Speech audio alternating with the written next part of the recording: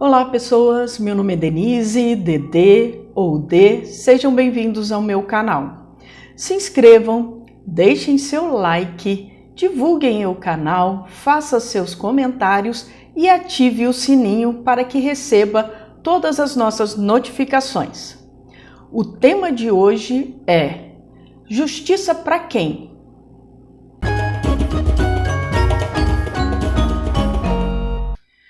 Então, pessoas, no vídeo de ontem, quando eu tratei do assunto da fala de Gilmar Mendes, em momento algum eu mencionei a palavra genocídio.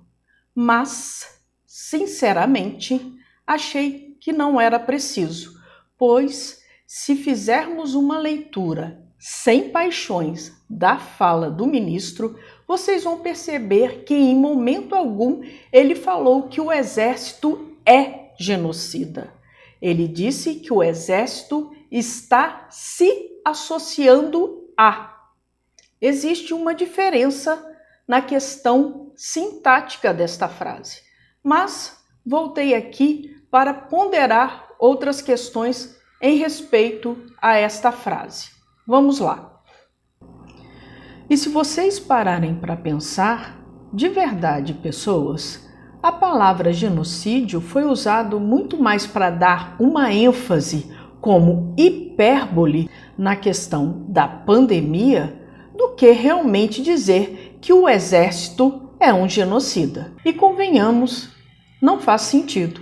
Até porque ontem Gilmar Mendes soltou uma nota sobre a fala dele de sábado e mais uma vez ele veio confirmar que acredita nas Forças Armadas, mas que essa ligação do Exército com o governo não está certo. E é exatamente isso que ele falou na live do sábado.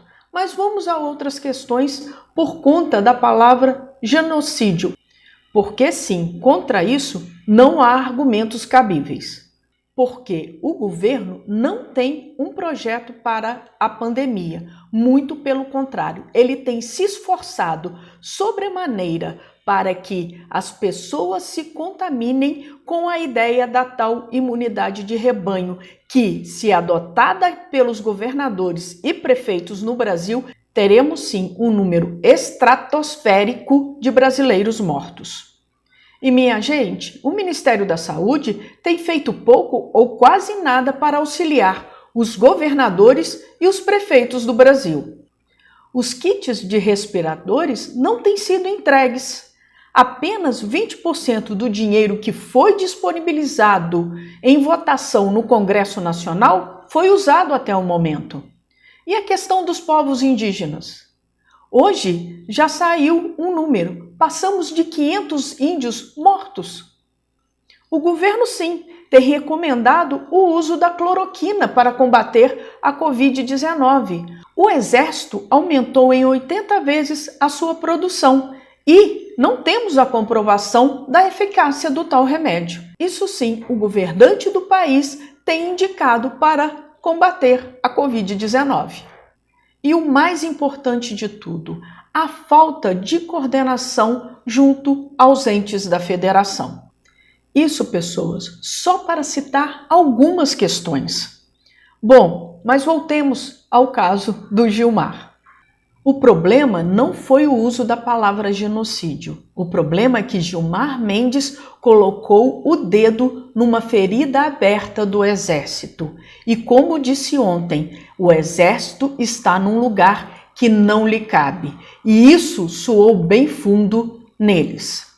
Não há na história um governo que tenha sido eleito democraticamente que tenha em seus quadros militares, principalmente da ativa. Pessoas, estamos vivendo num período em que as paixões estão exacerbadas. Precisamos sim sair desse lugar das paixões, respirar fundo e ter um olhar do todo. Pessoas, vou tratar agora de um assunto que tem sido recorrente e que às vezes nem sempre tem tido o alcance que precisa ser dado a ele. É a questão dos presos no país com a Covid-19. É lamentável. Não quero dizer aqui quem deve ou não sair da prisão, mas há uma recomendação do Conselho Nacional de Justiça, o número dela é 62, que trata das medidas preventivas à propagação da infecção pelo novo coronavírus no âmbito dos sistemas de justiça penal e socioeducativo. E essa é uma recomendação para todos os presos. Estou trazendo isso aqui porque o que está acontecendo são 2 pesos e 2 medidas. Vamos a elas. Foi agora o caso do ex-deputado federal, o senhor Nelson Meurer, e aqui eu não quero fazer a ilação de quem merece ou não. Eu quero que a recomendação do CNJ seja para todos. E segundo a recomendação do CNJ, o senhor Nelson Meurer cumpria todos os requisitos para passar a prisão domiciliar, como concedido ao senhor Queiroz e à sua esposa Márcia, que eu nem vou entrar nesses detalhes. O ex-deputado estava com 78 anos, tinha diabetes, hipertensão e havia passado há pouco por uma cirurgia de ponte safena. O pedido dos seus advogados foram negados pelo ministro Edson Fachin, que cuida das ações da Lava Jato. Agora, a família do ex-deputado vai processar a União por mantê-lo preso e vão pedir indenização. Nas palavras do advogado, abro aspas, não se tratou de uma fatalidade, mas de uma morte anunciada. Agora pensem comigo, quantos outros que estavam na mesma situação? Trouxe aqui outro dia o caso do jovem Lucas, que também faleceu de coronavírus, como o Nelson Meurer, e não conseguiu o habeas corpus. Quantos desses foram mortos dentro da prisão sem conseguir a prisão domiciliar que lhes cabia por direito? E agora, só para completar, ontem, no final da noite, o ministro do STF, Dias Toffoli, concedeu prisão domiciliar a Gedel Vieira Lima. Lembram dele? Aqueles dos 51 milhões que estavam escondidos dentro de um apartamento em Salvador? Na liminar do ministro, eu vou destacar uma fala. Abro aspas. O demonstrado agravamento do estado geral de saúde do requerente, com risco real de morte reconhecido, justifica a adoção da medida de urgência para preservar a sua integridade física e psíquica frente à dignidade da pessoa humana. Fecho aspas. Ficam aqui 2 perguntas. Por que para algumas pessoas é importante preservar a integridade física e psíquica e para outras isso não é? Existem vidas mais valiosas que outras? Pessoas, esse tipo de justiça seletiva no Brasil precisa acabar. Como dizem os mano na quebrada, a coisa não está nada suave. Mais um caso de agressão envolvendo a Polícia Militar do Estado de São Paulo.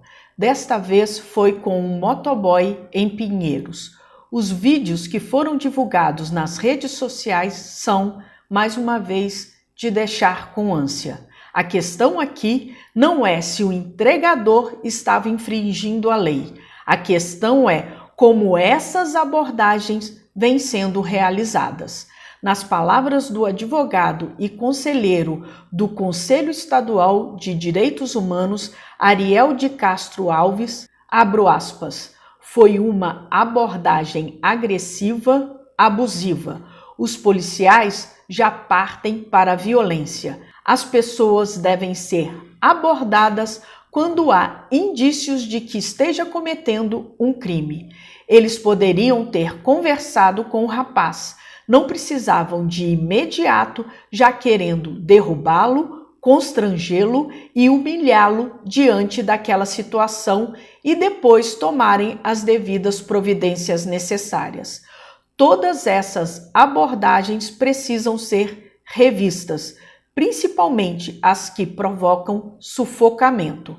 É preciso rediscutir as abordagens policiais. Os policiais podem responder por abuso de autoridade e lesão corporal. Fecho aspas. E aqui vale lembrar de uma outra ocorrência, desta vez no Alphaville, em São Paulo, onde um empresário apareceu em vídeo ofendendo e humilhando os policiais militares que receberam o chamado da mulher dele. Nesta ocasião, o tal homem começou a gritar com os policiais, xingando-os de lixo e outros palavrões. Não houve reação por parte dos policiais. Ficaram parados na calçada, filmando o descontrole do sujeito. E tem uma frase que ficou bem marcada na minha memória, dita por esse empresário aos policiais. Abro aspas. Você pode ser macho na periferia, mas aqui você é um bosta. Aqui é Alphaville, mano. Fecho aspas. E como diz o título do vídeo de hoje, justiça para quem? E vou precisar repetir novamente a frase da música de Elza Soares, que nunca fez tanto sentido. A carne mais barata do mercado é a carne negra. Todas as informações que eu trouxe no vídeo de hoje estão nos links fixados abaixo. Se cuidem. Se precisar sair de casa, usem máscara, usem álcool em gel e mantenham a distância. Sua vida é muito importante.